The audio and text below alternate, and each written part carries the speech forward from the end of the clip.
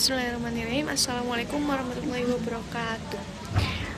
Di sini saya akan menyelesaikan tugas individu mengenai tentang pengertian serta tujuan, manfaat, dan contoh dari pendidikan multikultural dan pendidikan inklusif. Bismillahirrahmanirrahim. Nama saya Nanda Putri Solehatunisa dengan NIM 2023.01.003. Di sini saya akan mengerjakan tugas mata kuliah pendidikan multikultural dan pendidikan inklusif. Di sini dengan hormat Bapak Tapjani. Bismillahirrahmanirrahim. Kalian harus tahu dulu ya mengenai tentang pengertian dari pendidikan multikultural dan pendidikan inklusif tersebut. Itu adalah pendekatan modern yang sangat relevan di Indonesia, negara dengan keberagaman suku, agama, budaya, dan kemampuan individu yang luar biasa. Pendekatan ini pun tidak hanya menghargai perbedaan, tapi juga memastikan setiap anak mendapat kesempatan belajar yang adil dan bermakna. Nah, di sini tuh kan pendidikan multikultural dan inklusif itu kan berbeda ya guys. Nah, yang pertama itu pendidikan multikultural itu didefinisikan sebagai proses pembelajaran yang sadar akan pluralitas budaya, etnis, agama, dan sosial dengan tujuan menumbuhkan sikap saling menghormati dan mengapresiasi keberagaman tersebut dalam kurikulum, metode mengajar, serta interaksi di sekolah.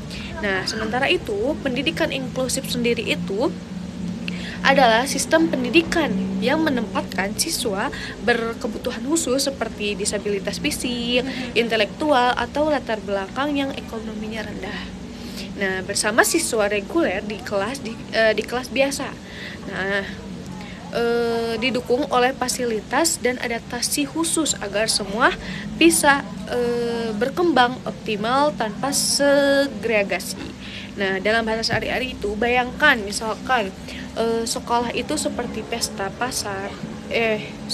besar misalkan ya, di mana semua anak dari berbagai suku Jawa, Sunda, Batak, atau bahkan yang pakai kursi roda dan yang mempunyai berkebutuhan khusus itu duduk bareng di meja yang sama. Nah, guru itu nggak pilih-pilih, tapi bikin pelajaran yang menarik buat semua. Jadi nggak ada yang merasa asing atau tertinggal atau merasa terkucilkan. Nah, ini pentingnya banget nih kalau misalkan di madrasah atau di pesantren kita, di mana anak-anak dari berbagai daerah belajar agama Islam bareng-bareng. Nah, tapi tetap menghormati adat masing-masing. Karena kan kalau misalkan, apalagi nih kalau misalkan pesantren kan banyak ya guys, misalkan dari luar misalkan. Kayak ada daerah Sunda, Jawa, atau bahkan Kalimantan dan Sumatera, atau ya luar pulau gitu kan. Saya sendiri pun, saya kan orang Karawang gitu, berbeda dengan orang Bandung yang lemas-lemas gitu.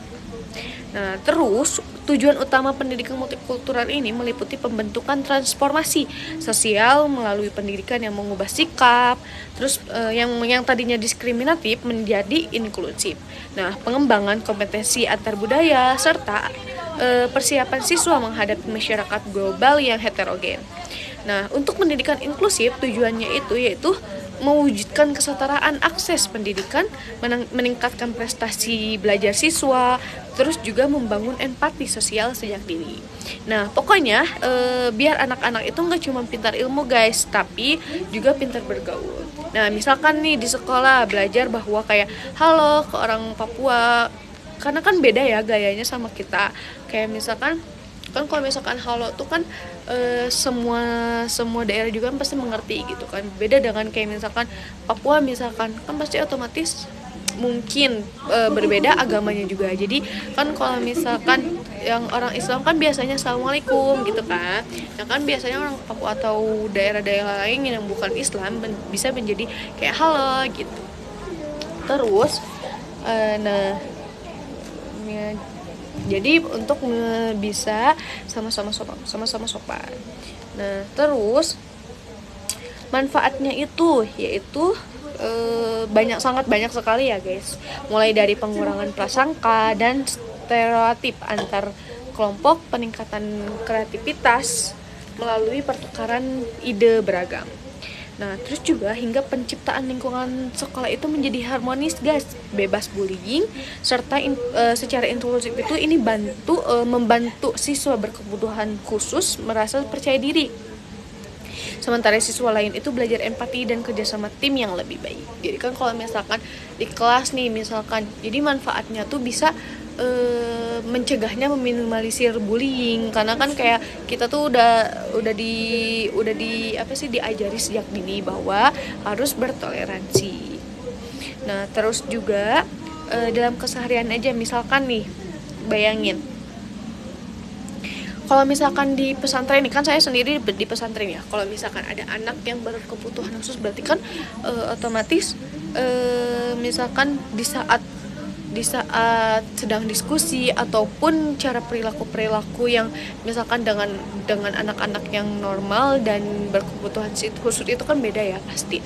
Jadi yang dimana kalau misalkan diskusi nih misalkan pasti kan yang normal itu kan sesama anak-anak gitu, sesama siswa kan harus menghargai dan menghormati satu sama lain, kan walaupun perbedaannya terasa itu kan nggak boleh ya.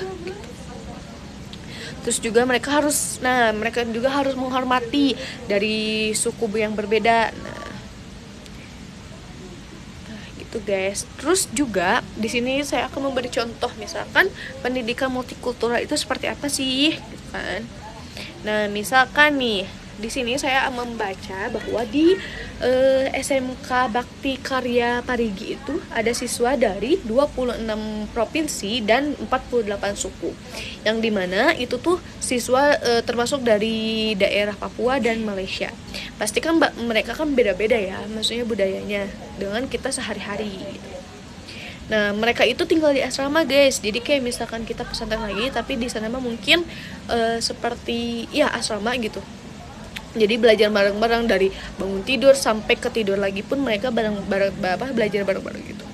Seperti belajar keterampilan, media bareng sambil bertukar cerita budaya masing-masing. Jadi kayak keluarga besar yang saling menghormati gitu-gitu.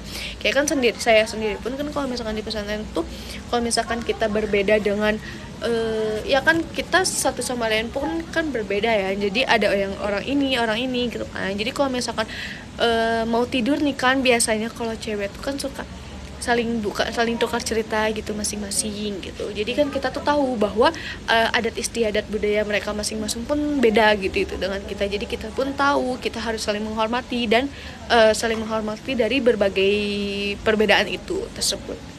Terus nih kalau misalkan contoh inklusif itu misalkan anak berkebutuhan khusus dicampur dengan anak yang reguler yang biasa gitu kan. Misalkan anak berkebutuhan khusus itu seperti kakinya ada kendala, mungkin kayak diharuskannya dia memakai kursi roda misalkan. Nah, jadi gurunya itu atau pihak sekolahnya itu menyediakan meja atau meja untuk bisa dipakainya kursi roda tersebut gitu. Jadi nggak sama dengan siswa yang lainnya gitu kan. Nah, itu contohnya. Terus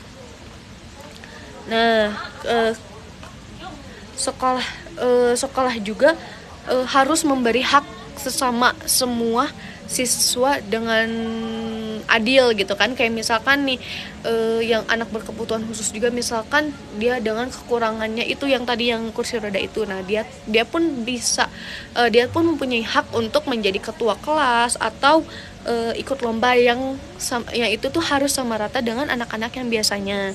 Terus misalkan juga nih kalau misalkan perbedaan perbedaan keterbatasan, misalkan anak miskin. Nah, maksudnya anak yang kurang mampu gitu bisa mempunyai hak untuk mendapatkan beasiswa tersebut. Cukup sekian mungkin ya dari saya. Mohon maaf bila banyak kurangnya. Wabillahi taufiq wal hidayah. Wassalamualaikum warahmatullahi wabarakatuh. Dadah.